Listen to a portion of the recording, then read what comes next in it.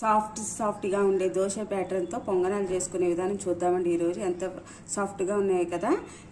ఈ పొంగనాలని మనం ఈ పల్లీల చట్నీతో పెట్టుకుని తింటే చాలా బాగుంటాయండి. ఇప్పుడు చూద్దామండి. ఒకసారి గుంత పొంగనాలు తయారు చేసే విధంగా ఎలా చేయాలి, ఇంగ్రీడియంట్స్ ఏం కావాలనేది తెలుసుకుందాం. హాయ్ అండి.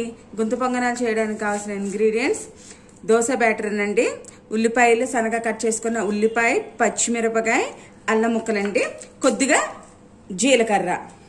ఇవి కలుపుకుందామండి. ఇందులో ఉల్లిపాయ, పచ్చిమిరపకాయ అండ్ కొద్దిగా జీలకర్ర, అల్లం ముక్కలు కూడా వేసుకోవాలండి. అల్లం ముక్కలు వేసుకుంటే చాలా టేస్ట్గా ఉంటుంది.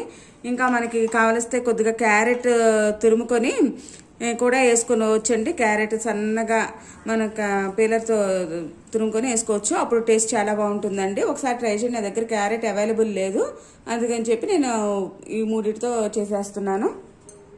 ఇది గుంత పొంగనాలు చేసుకోవడానికి ఉపయోగించే మేకర్ అండి. ఇప్పుడు దీన్ని పెట్టుకొని స్టవ్ వెలిగించుకొని పెట్టుకుందాం. దీన్ని కాస్త హీట్ అయిన తర్వాత లైట్గా ఆయిల్ యాడ్ చేద్దాం.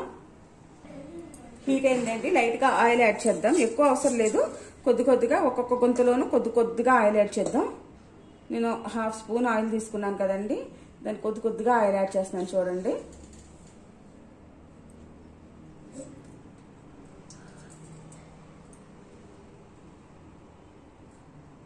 ఎక్కువ ఆయిల్ పట్టదండి మన డీప్ ఫ్రై లాగా. 1 స్పూన్ ఆయిల్ అయితే మనకి పొంగనాలన్నీ వచ్చేస్తాయి. కొద్దిగా ఈ ఆయిల్ కొద్దిగా హీట్ అవనిద్దాం. ఆయిల్ హీట్ అయిందండి.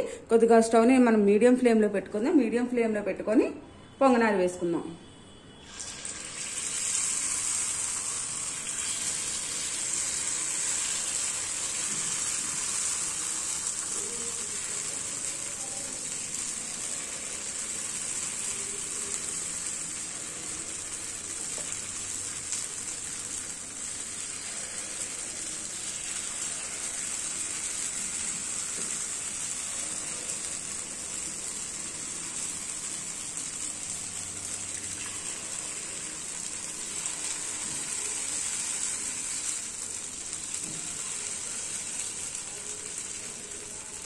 ఇప్పుడు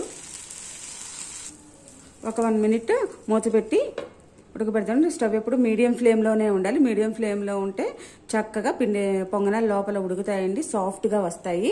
హై ఫ్లేమ్లో పెట్టి పొంగనాలు వేసుకోకూడదండి, మీడియం ఫ్లేమ్లో పెట్టి వేసుకోవాలి. ఒకసారి మూత తీసి చూద్దామండి.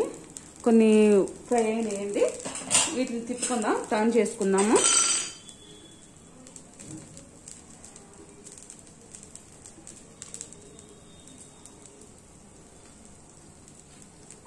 ఇంకొద్దిగా కాలనివ్వండి.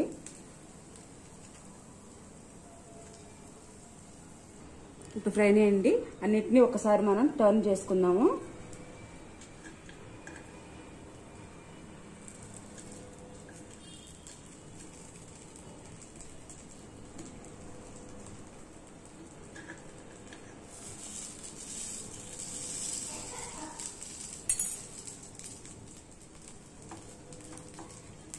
ఇలా అన్నిటినీ ఒకసారి టర్న్ చేసుకోవాలండి.